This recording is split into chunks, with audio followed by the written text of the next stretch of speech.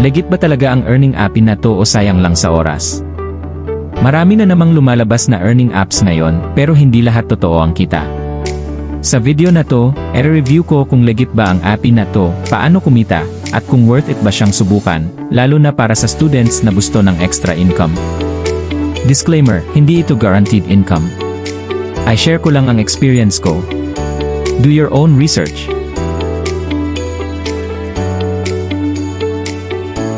Una i-open natin ang app na to. Ang bubungad niya sa inyo dito ay ang farm. So paano nga ba nagwo-work ang app na to?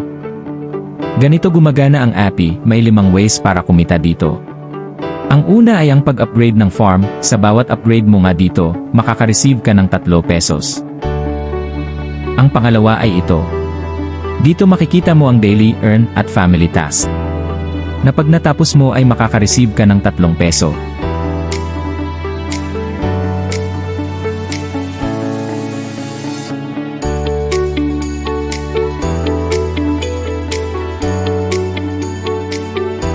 Ang halimbawa dito ay ito.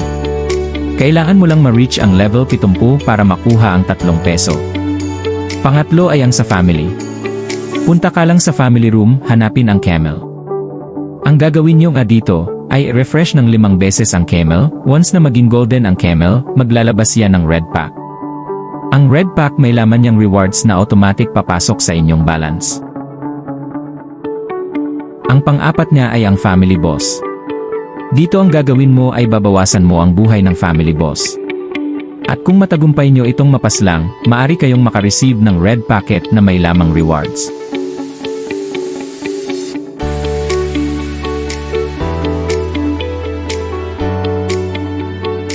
At ang pang-5 ay ang pag-invite.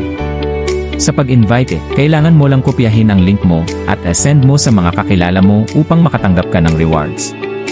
Sa ganitong paraan matutulungan mo din silang kumita ng extra na pera, at the same time magkakaroon ka rin ng rewards dahil sa pag-invite sa kanila. At yun lang actually, may iba pang paraan para kumita dito pero ngayon yan lang muna. Kung gusto nyo ng part 2 para malaman ang ibang ways para kumita dito, paki-like ng video na to para malaman ko kung gusto nyo pa ng part 2.